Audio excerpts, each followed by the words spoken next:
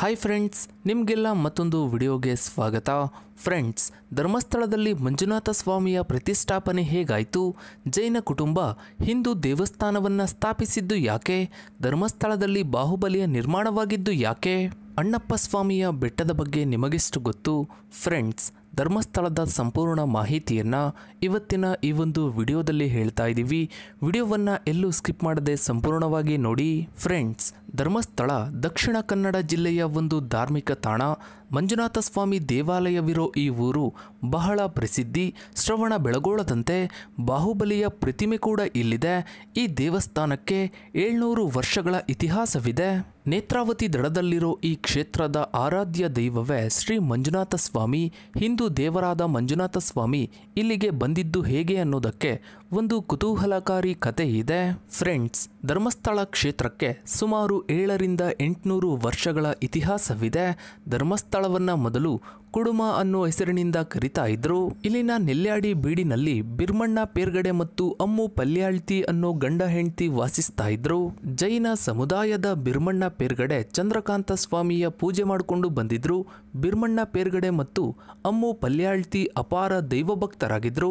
ಧರ್ಮಕ್ಕೆ ಅನುಗುಣವಾಗಿ ನಡೆದುಕೊಳ್ತಾ ಇದ್ರು.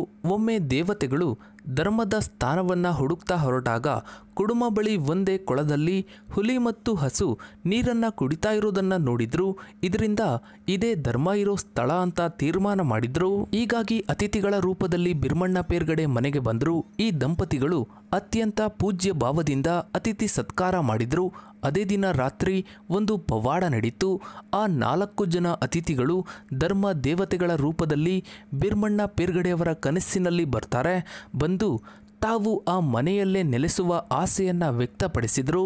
ಧರ್ಮ ದೇವತೆಗಳ ಆಸೆಯಂತೆ ಪೇರ್ಗಡೆ ತಮ್ಮ ಮನೆಯನ್ನ ಖಾಲಿ ಮಾಡಿ ದೇವರುಗಳಿಗೆ ಬಿಟ್ಟುಕೊಟ್ರು. ಈ ರೀತಿ ಕಾಳರಾಹು, ಕುಮಾರಸ್ವಾಮಿ ದೈವ, ಕಳರ್ಕಾಯಿ ಮತ್ತು ಕನ್ಯಾಕುಮಾರಿ ಅನ್ನೋ ದೈವ ಅಂದಿನಿಂದ ಆ ಮನೆಯಲ್ಲೇ ನೆಲೆಸಿದೆ.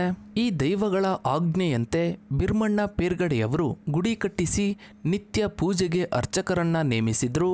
ಇನ್ನು ಧರ್ಮಸ್ಥಳದಲ್ಲಿ ಮಂಜುನಾಥ ಸ್ವಾಮಿ ಬಂದು ನೆಲೆಸಿದ್ದು ಹೇಗೆ ಅಂತ ನೋಡಿದ್ರೆ, ಮೊದಲು ಕುಡುಮ ಅಂದ್ರೆ ಧರ್ಮಸ್ಥಳದಲ್ಲಿ ಶಿವಲಿಂಗ ಇರಲಿಲ್ಲ. 4 ದೈವಗಳು ನೆಲೆಸಿದ್ರು. ಒಮ್ಮೆ ಉಡುಪಿಯ ಅಷ್ಟಮಠಗಳ ಸ್ವಾಮಿಗಳಾದ ವಾದೇರಾಜರು ಇಲ್ಲಿಗೆ ಆಗಮಿಸಿ ಉಳಿದುಕೊಂಡ್ರು. ಆದರೆ ಅವರಿಗೆ ಶಿವಲಿಂಗ ಬೇಕಾಗಿತ್ತು. ಯಾಕಂದ್ರೆ ಅವರು ವಿಷ್ಣುವಿನ ಅವತಾರಿ ಕೃಷ್ಣನ ಜೊತೆಗೆ ಶಿವನನ್ನು ಆರಾಧಿಸ್ತಾ ಇದ್ರು. ಹೀಗಾಗಿ ಪೂಜೆ ಮಾಡೋದಕ್ಕೆ ಶಿವಲಿಂಗ ಬೇಕೇ ಬೇಕು, ಇಲ್ಲಿಯೇ ಒಂದು ಶಿವಲಿಂಗ ಸ್ಥಾಪಿಸಿ ಅಂತ ಹೇಳಿದ್ರು. ಆಗ ಮಂಜುನಾಥನ ಲಿಂಗ ತರಲು ಅಣ್ಣಪ್ಪ ಸ್ವಾಮಿಯನ್ನು ಪ್ರತಿನಿಧಿಯಾಗಿ ಕದ್ರಿಗೆ ಕಳುಹಿಸಲಾಯಿತು.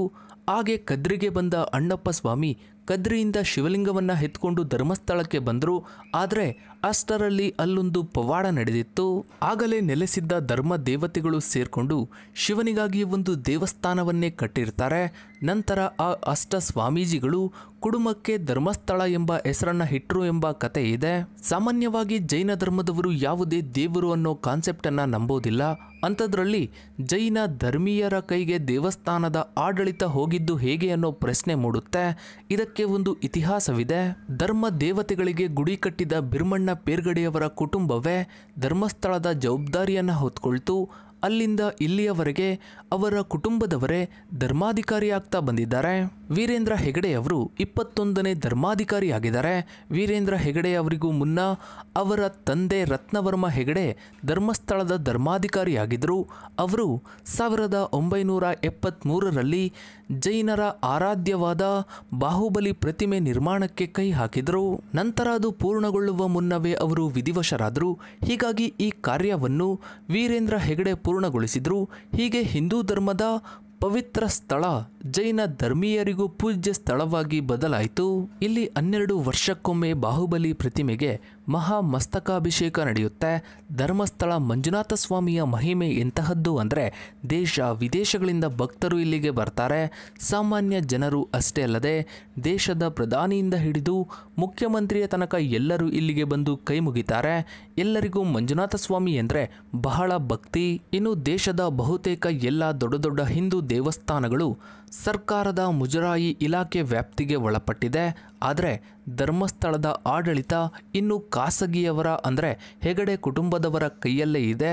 ಯಾಕಂದರೆ ಇದು ಜೈನ ದೇವಸ್ಥಾನ ಅನ್ನೋ ಕಾರಣಕ್ಕೆ. ಧರ್ಮಸ್ಥಳದಲ್ಲಿ ಅಣ್ಣಪ್ಪ ಸ್ವಾಮಿಯ ಬೆಟ್ಟವಿದೆ.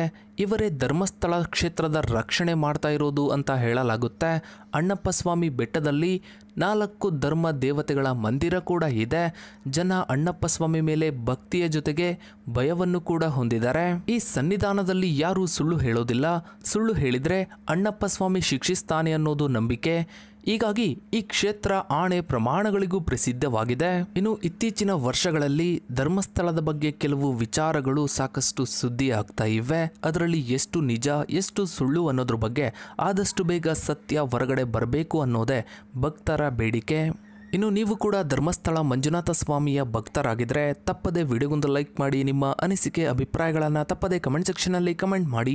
ಹಾಗೆ ವಿಡಿಯೋಗೊಂದು ಲೈಕ್ ಮಾಡ್ತಾ ವಿಡಿಯೋನ ಆದಷ್ಟು ಎಲ್ಲ ಕಡೆ ಶೇರ್ ಮಾಡಿ. ನೀವಿನ್ನು ನಮ್ಮ ಚಾನಲ್ಗೆ ಸಬ್ಸ್ಕ್ರೈಬ್ ಆಗಿಲ್ಲ ಅಂದರೆ ಕೆಳಗಡೆ ಕಾಣೋ ಸಬ್ಸ್ಕ್ರೈಬ್ ಬಟನ್ನ ಕ್ಲಿಕ್ ಮಾಡಿ. ಹಾಗೆ ಪಕ್ಕದಲ್ಲಿ ಕಾಣೋ ಬೆಲ್ ಐಕಾನ್ ಕೂಡ ಕ್ಲಿಕ್ ಮಾಡಿ. Thanks for watching.